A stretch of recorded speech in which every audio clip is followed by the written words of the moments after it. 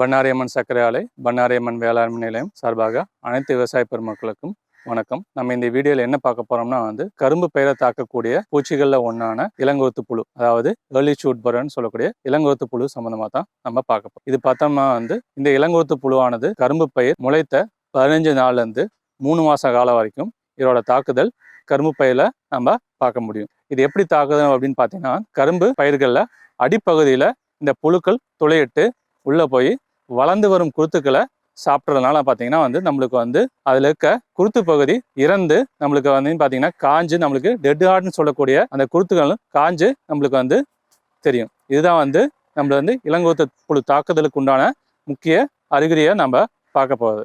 அந்த பயிர்களை எடுத்து உள்ள பார்த்தோம்னா உள்ள நம்மளுக்கு சின்ன வெள்ளை நிற புழுக்கள் இருக்கும். அதில் பார்த்தோம்னா 5 கோடுகள் இருக்கும். அதுதான் இந்த இளங்கோத்து புழு கண்டுபிடிக்கிறதுக்கு உண்டான இது.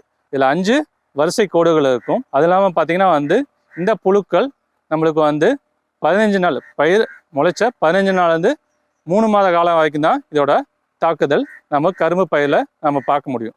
ஏன்னா 3 மாதத்துக்கு அப்புறம் நம்ம கணுக்கள் இடைக்கணுக்கள் வர ஆரம்பிச்சிடும். அதுக்கப்புறம் இதோட தாக்குதல் அதிகமாக பார்க்க முடியாது. ஸோ அதனால இந்த இடைப்பட்ட காலத்துல நம்ம இந்த இளங்கோத்து புழு தாக்குதலை நம்ம கட்டுப்படுத்தணும். முக்கியமானது இது எப்படி கட்டுப்படுத்தலாம் அப்படின்னு பார்த்தோம்னா இதுக்கு பல்வேறு முறைகள் இருக்கு. அதுல முதலாவது பார்த்தீங்கன்னா உளவியல் முறைகள். நம்ம கடைபிடிக்கக்கூடிய உளவியல் முறைகள், அதாவது அக்ரானமிக் பிராக்டிசஸ் சொல்லக்கூடிய உளவியல் முறைகளை நம்ம பின்படுத்தி நம்ம இதை கட்டுப்படுத்த முடியும். எப்படி என்ன பண்ணலாம் அப்படின்னு பார்த்தோம்னா இந்த இளங்கோத்து புழு தாக்குதல் எதனால அதிகமாக வருதுன்னு பார்த்தோம்னா நம்மளுக்கு அதிகமான வெப்பம், மண்ணுல ஈரப்பதம் இல்லாத காலத்தினால இதோட தாக்குதல் வீரியம் அதிகமாக பார்க்கலாம். மண்ணுல இருக்க ஈரப்பதத்தை நம்ம மெயின்டைன் பண்ணிட்டு வந்தோம்னா இதோட தாக்குதலை நம்ம கணிசமான அளவு நம்ம குறைக்க முடியும். எப்படி மண்ணுல இருக்க ஈரப்பதத்தை நம்ம ஓரளவுக்கு சரியா பராமரிச்சுட்டு வர அப்படின்னு பார்த்தோம்னா, அடிக்கடி நம்ம கரும்பு பயிர்களுக்கு நீர் பாய்ச்சல் மூலியமாகவும் நம்ம முக்கியமா கட்டை பயிர்ல பார்த்தோம்னா அறுவடை செஞ்சதுக்கு அப்புறம் நம்ம வயல இருக்கக்கூடிய தோகைகளை நம்ம பொடியாக்கி நம்ம பார்களை பரப்பணும்னா நம்ம மண்ணு நம்ம பாய்ச்சக்கூடிய நீரை ஆவியாதல தடுத்து நம்மளுக்கு அந்த பயிர்களுக்கு சுத்தியும் பார்த்தீங்கன்னா மைக்ரோ கிளைமேட் சொல்லக்கூடிய மைக்ரோ கிளைமேட்டை நல்லா ஈரப்பதத்தை நம்மளுக்கு பராமரிச்சுட்டு வரனால இதோட இளங்கோத்து புழு தாக்குதலை நம்ம கணிசமான அளவு நம்ம குறைக்க முடியும். மேலும் வேற எப்படி முறையில் இதை கட்டுப்படுத்த முடியும் அப்படின்னு பார்த்தோம்னா நம்ம பார்ஷியல் எர்த்தியம் லைட்டா நம்ம மண்ணடைக்கிறது மூலியமா பார்த்தீங்கன்னா அடிப்பகுதியில் இந்த இளங்கோத்து புழு தாக்குதல் உண்டு வரதுனால லைட்டா எர்த்திங் பண்ணதுனால இதோட தாக்குதலை நம்ம குறைக்க முடியும். அடுத்து நம்ம இனக்கவர்ச்சி பொறி மூலியமா நம்ம இதோட அந்து பூச்சிகளை நம்ம கவர்ந்து அழிக்கிறது மூலியமா அந்த பூச்சிகள் முட்டையிட்டு அதுல அந்த குருத்து புழுக்களை நம்ம கட்டுப்படுத்த முடியும். அதனால அந்து பூச்சிகளை கவர்ந்து அழிக்கணும். அதுக்கு பார்த்தீங்கன்னா நம்ம பண்ணாரி அம்மன் வேளாண்மை நிலையத்தில் நம்ம இளங்கோத்து புழுக்கு உண்டான இனக்கவர்ச்சி பொறியை நம்ம விவசாயிகளுக்கு கொடுத்துட்டு வரோம். ஸோ இந்த இளங்கோத்து புழு இனக்கவர்ச்சி பொறி பார்த்தோம்னா ஏக்கருக்கு 5 அப்படிங்கிற அளவில் நம்ம பரிந்துரைக்கிறோம். இதோட வயல்களை 4 சுற்றி 4 சென்டரில் 1 அப்படி நம்ம வச்சிட்டோம்னா நம்ம இளங்கோத்து புழு தாக்குதல் உண்டாகிற தாய் அந்து பூச்சிகளை நம்ம கவர்ந்து அழிச்சோம்னா அதோட முட்டைகள் இதை நம்ம கட்டுப்படுத்த முடியும். இது எப்படி நம்ம வயலில் வைக்கலாம் அப்படின்னு பார்த்தோம்னா நடவு செஞ்ச 15 நாள் நம்ம இந்த இனக்கவர்ச்சி பொடியை நம்ம வயலில் வைக்கலாம்.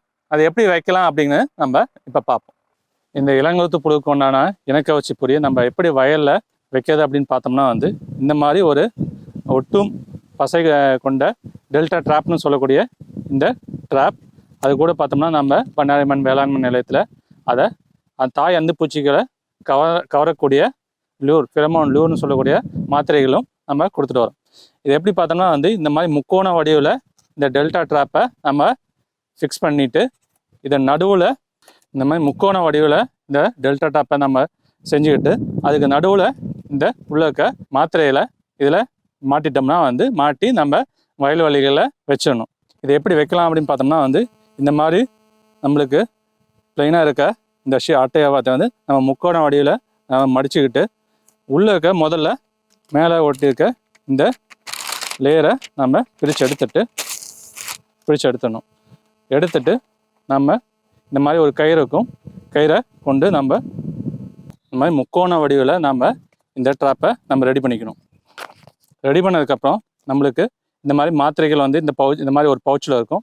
இந்த பவுச்சில் இருக்கக்கூடிய மாத்திரைகளை நம்ம வெளியெடுத்துடணும். இந்த மாதிரி நம்மளுக்கு பவுச்சில் நம்மளுக்கு இந்த மாதிரி ஒரு ஃபெரமோன் லூஸ் இருக்கும். இதை நம்ம நம்ம உள்ள இந்த கயிறுக்குள்ளே நம்ம மாட்டி விட்டுறணும். இந்த மாதிரி நம்ம சென்டரில் இதை மாட்டி விட்டுட்டு நம்ம வயல்வெளிகளில் நம்ம 5 இடத்துல இந்த ஃபெரமோன் ட்ராப்ஸை நம்ம வச்சிடணும். இந்த மாதிரி வந்து நம்ம டெல்டா ட்ராப் வந்து முக்கோண வடிவில் நம்ம செஞ்சுக்கிட்டு இதில் உள்ள மாத்திரையை நம்ம வந்து ஃபிக்ஸ் பண்ணிவிட்டு நம்ம வயல்வெளியில் கொண்டு வந்து நம்ம ஏக்கருக்கு 5 அப்படிங்கிற அளவில் வந்து சுற்றி வந்து நம்ம வயல்வெளியில் வச்சிடணும். வைக்கிறதுக்கு முன்னாடி பார்த்திங்கன்னா வந்து உள்ளே வச்சுருக்க மாத்திரைகளை சுற்றியும் வந்து நம்ம 3 துளைகள் போட்டுக்கணும். ஏன்னா வந்து பூச்சிகளை கவரத்துக்குண்டான வாசம் வெளியே வரணுங்கிறதுக்கோசரம் நம்ம மேலே இந்த மாத்திரைகளை மேலே நம்ம 3 துளைகள் போட்டுக்கிட்டு நம்ம பழையபடி உள்ளே இருக்கிற மாதிரி வச்சிடலாம்.